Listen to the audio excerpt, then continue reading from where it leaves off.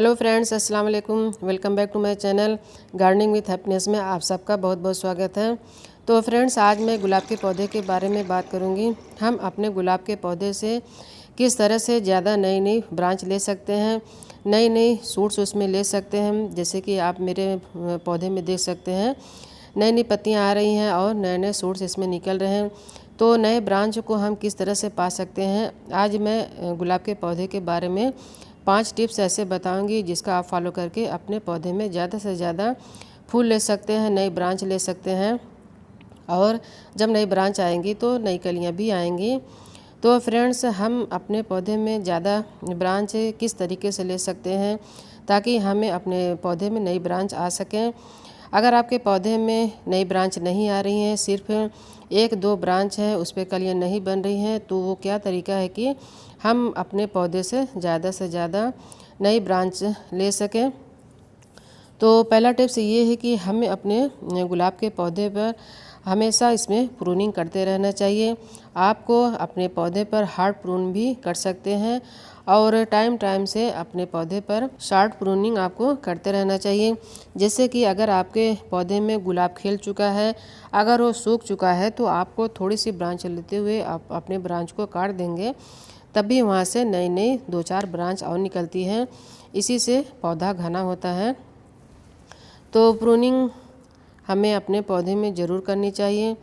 और इसके अलावा हम अपने पौधे में कौन सा फर्टिलाइज़र दे सकते हैं, तो मैं आज 2 ऐसे फर्टिलाइज़र बताऊंगी जो कि आप अपने पौधे में इस्तेमाल कर ज़्यादा से ज़्यादा पौधे को घना बना सकते हैं। और बहुत ही अच्छा और सस्ता ये फर्टिलाइज़र है। तो इस फर्टिलाइज़र का यूज किस तरह से किया जाता है, मैं इसका यूज इसी वीडियो में मैं बताऊंगी। तो सबसे पहले बात हो गई है ब्रांच को प्रून करना। दूसरी बात आती है कि आपको अपने पौधे की मिट्टी को मॉइस्ट रखना है। अगर आपके पौधे की मिट्टी ज़्यादा गीली रहेगी तो भी पौधा ख़राब हो जाता है। अगर आप अपने पौधे की मिट्टी को सुखा देंगे तो भी आपका पौधा मर जाता है। तो हमें अपने गुलाब के पौधे की मिट्टी को मॉइस्ट रखना चाहिए। और ब्रांच को, जो नई ब्रांच उसमें निकलती हैं, उसमें आपको नमी रखना चाहिए। अगर नई ब्रांच सूख जाती है तो उसमें कोई नए बेसल सूट्स नहीं आते हैं। तो हमें अपने पौधे को, ब्रांच को थोड़ा नमी बनाए रखना चाहिए जिससे कि हमें नए सूट्स मिल सकें। दोस्तों, अगर ब्रांच में हम अपने ब्रांच को उसको स्प्रे करते रहेंगे तो उसमें नए नए फुटाव आते हैं। तो नए फुटाव आते हैं तभी उसमें नई कलियां बनती हैं।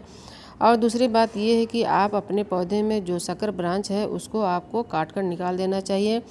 संकर ब्रांच एकदम नीचे से मिट्टी में से निकल कर आती है, उसी को संकर ब्रांच कहते हैं। और अगर आपको ग्राफ्टिंग नोट के ऊपर जो ब्रांच रहती है उसमें 7 पत्तियाँ हैं, तो उसको आपको नहीं काटना है। जो मिट्टी के नीचे से निकल कर आती है तो उस संकर ब्रांच को आपको निकाल देना है। ये जंगली ब्रांच रहती हैं, अगर आप इसको अपने पौधे में छोड़ देंगे तो पौधा धीरे धीरे शौक में चला जाएगा और पौधा ख़राब भी हो सकता है। तो हमें अपने गुलाब के पौधे में संकर ब्रांच को निकाल देना चाहिए। और मिट्टी को आप देख सकते हैं, हमारे गुलाब के पौधे की मिट्टी में हल्की हल्की नमी है। तो इस टाइप की मिट्टी को आप अपने पौधे में ज़रूर रखना चाहिए। मिट्टी को ना ही बहुत सुखाना है और ना ही इसको बहुत ज़्यादा सौगी रखना है। मिट्टी में हल्का फुल्का नमी ज़रूर रखना चाहिए। दूसरी बात यह है कि आप अपने पौधे को सनलाइट ज़रूर दें। अगर आप अपने पौधे को रूट प्रूनिंग किए हैं, ब्रांच प्रून किए हैं, तो हमें इस टाइम फर्टिलाइज़र भी दे देना चाहिए। और इसको दिन भर के सनलाइट में रखेंगे तभी इसकी पत्तियां जो है खाना बनाती हैं और इससे पौधा काफ़ी अच्छा घना भी होता है। और जो कलियां बनती हैं वो अच्छी तरह से खिल कर आती हैं। और इस टाइप के जो पीली पत्तियां हैं, आप अपने पौधे की जो पत्तियां येलो हो रही हैं या तो हल्की फुल्की ब्राउन टाइप हो रही हैं, तो उन पत्तियों को आपको निकाल देना चाहिए। इससे क्या है कि अगर इस टाइप की पत्तियां आप अपने पौधे में छोड़ देंगे तो इससे और भी पत्तियों फंगस लग जाता है, तो इससे भी गुलाब के पौधे में खराबी आ जाती है। तो सनलाइट हमें अपने पौधे में ज़रूर देना चाहिए। और इसके बाद बात आती है कि हमें अपने पौधे को 15 से 20 दिन में एक बार गुड़ाई ज़रूर करनी चाहिए। गुड़ाई करने से गुलाब के पौधे में एरिएशन अच्छा होता है और उसमें किसी भी तरह का कोई घास वगैरह उगा रहता है तो वो भी निकल जाता है। इससे गुलाब के पौधे की जो मिट्टी रहती है वो सॉफ्ट हो जाती है। अब बात आती है कि हमें अपने पौधे में कौन सा फर्टिलाइज़र देना चाहिए। तो ये है यूज़ की हुई चाय पत्ती। आप अपने गुलाब के पौधे में महीने में एक बार चाय पत्ती का यूज़ ज़रूर करें। आप चाहें तो फ्रेश चाय पत्ती का भी यूज़ कर सकते हैं। अगर फ्रेश चाय पत्ती आप यूज़ करें तो 1 चम्मच आप ले सकते हैं, क्योंकि उसमें नाइट्रोजन की मात्रा ज़्यादा रहती है और पौधे की मिट्टी को एसिडिक बनाती हैं।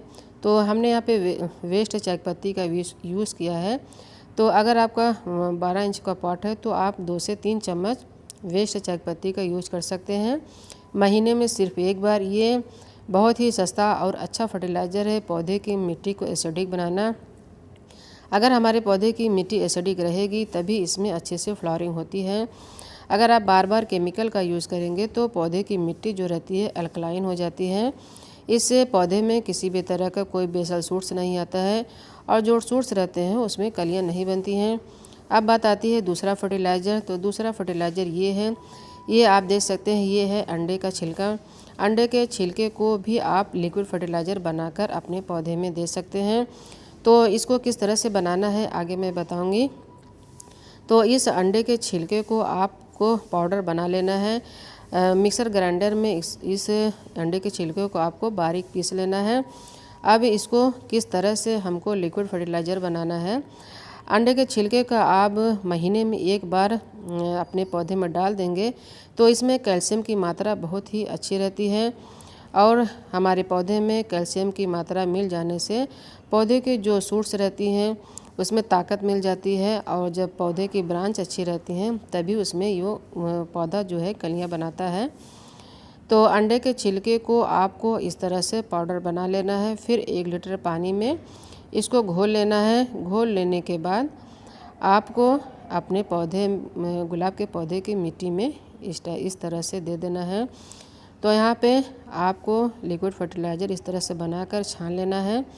छानने के बाद जो ये सॉलिड पॉट बचा है आपको इसको सुखाकर आप चाहे तो अपनी मिट्टी में डाल सकते हैं।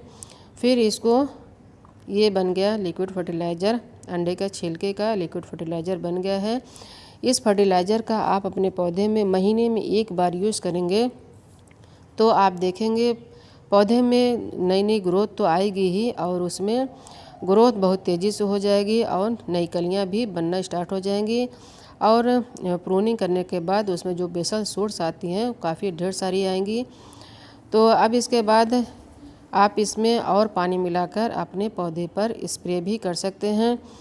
स्प्रे करने अगर आप स्प्रे कर देंगे महीने में एक बार तो इससे पौधे की पत्तियां जो नई पत्तियां निकल कर आती हैं उस पत्तियों में ताकत मिल जाएगी, पत्तियां काफ़ी बड़े साइज़ की हो जाएंगी और जो पौधे की जो ब्रांच रहती हैं अगर आप उसको प्रून किए हैं, चाहे शॉर्ट प्रूनिंग करें चाहे हार्ड प्रूनिंग करिए आप, तो उस अगर आप स्प्रे कर देंगे तो जो ब्रांच रहती हैं ब्रांच में हमेशा नमी रहने से उसमें फुटाव जल्दी हो जाता है और नए ब्रांच पे नई पत्तियां बहुत ही जल्दी से आ जाएंगी और नई कलियां जल्द से जल्द बन जाएंगी और आपके पौधे पर जितनी भी ब्रांच रहेगी सभी ब्रांच पे कलियां बन जाएगी और बहुत ही जल्दी से फूल आने लगेंगे।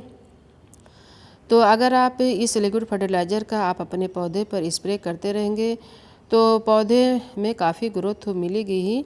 अगर आप अपने पौधे में प्रून किए हैं, ब्रांच को प्रून किए हैं तो आपको डेली बेस पर सादे पानी का भी स्प्रे आप कर सकते हैं।